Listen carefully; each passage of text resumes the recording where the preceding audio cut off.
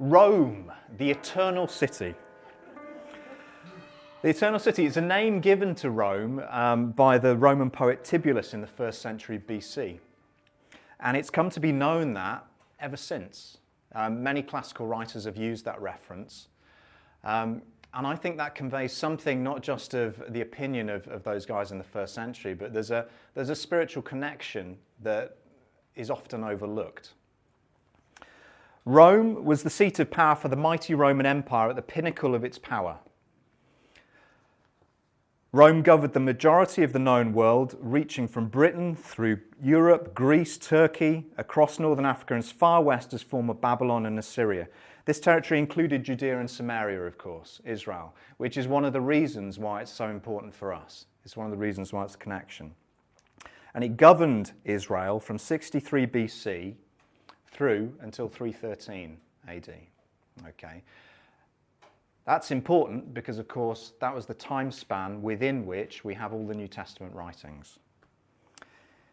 It was the dominant political and cultural force during the time of Jesus and of the New Testament writers, and it was from within this culture that the early church was born, not just in Israel, but here in Rome itself. The Apostle Paul's letter to the Romans is considered to be his most important spiritual legacy, and he wrote to address specific issues faced by the congregation in Rome, unique and different from the congregation in Colossae, from the congregation in Galatia, and so on. Even though Paul had not visited Rome when he wrote his letter to the Romans. Paul was later imprisoned in Rome, and during this time, it's believed that he wrote 2 Timothy, Ephesians, Philippians, Colossians, and Philemon. And eventually, this is the place where he was killed. Paul's writings have been the foundation for instructing the early Gentile believers in the Jewish Messiah. And over the centuries, they've been built upon to form modern Christian theology. And here's the question. When we build over 2,000 years a particular theology or a school of thought, we build on the understanding of the generation that's just gone before us. And our successive generations build on what they've understood from our generation. Does that make sense? Now, that's not wrong of itself. If I teach my child something, which I believe to be true, my child grows up believing that to be true, and they then pass that on to their children, and it becomes an assumed understanding of truth, a belief in what the world looks like. That's absolutely fine, unless what I passed on wasn't true in the first place. And so if the foundation is flawed, and that then gets built upon, and then it becomes an assumed understanding, then 2,000 years later, we can have quite a lot of room for error. And that really, I believe, is what we see in certain aspects of the church today, based on the foundation that was born here 2,000 years ago. In order to interpret the writings of Paul accurately, it is of profound importance that their context is understood correctly. This, in no small part, includes accurately understanding the culture and history of Rome. And for those who need clarification on the word context, because it gets used a lot, and I don't want to treat anybody like fools, but sometimes we need to explicitly state what we're talking about in order that we share the same understanding. Context: the environment, the culture, the conditions within which a text is written, because this will affect its meaning. If I take you out of context, I can completely misunderstand you, and vice versa. An example: every one of us here has a different experience of what a dad is. So when you talk about dad, you're going to mean something unique to your experience, which might be different from my experience. And we know that how we relate to our fathers impacts how we relate to God as well. So if you tell me something, and I don't understand your particular relationship with your dad, I can make that mean something completely different. I can completely misunderstand it. It's exactly the same with any text, and in particular what we're looking at the moment with the Apostle Paul. To correctly interpret the Bible, we need to understand a couple of things in relation to context. The writer. Who are they? What is their perspective? What is their culture? When they use certain words or language, what would they have meant by it? And where were they living? That's important as well. On the flip side of that is the subject. Who are they? Because they might be somebody completely different from the writer. Who are they? What is their perspective? What is their culture?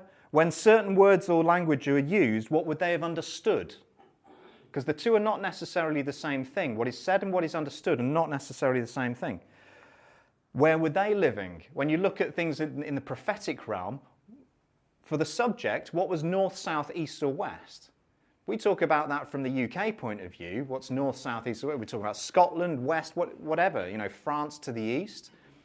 If we look at Israel, what's north of Israel? It's different from what's north of the UK. All of these things are vitally important. Current events, what was taking place at the time of writing? Because that can affect the text. And finally, historical background, which is kind of related to current events.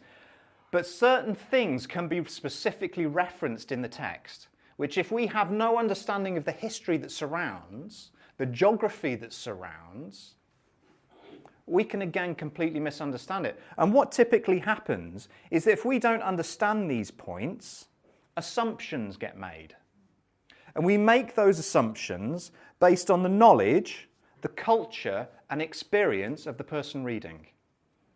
Layman's terms, that means that rather than reading the scripture through the eyes of a first century Jew or first century God-fearing Gentile, I read the scripture through a 21st century Middle England British person. And I apply that to my culture, which is completely different from the culture and context within which it was written. And the danger is that whilst it's not that we shouldn't apply the scriptures to us in the here and now, of course we should, but if my application and my understanding is in conflict with the original context, then it's wrong. Does that make sense? Yeah. Good. It's important that you're with me on this. I want to be as... I have a tendency when I teach to try and break it down to the lowest common denominator. Not because I think anybody's stupid, but because it's important that we get each step as we go. There's no point in me racing on at a rate of knots at this sort of level if everybody's still back on stage one. So we've got to step through this in order to build an understanding of what we're talking about.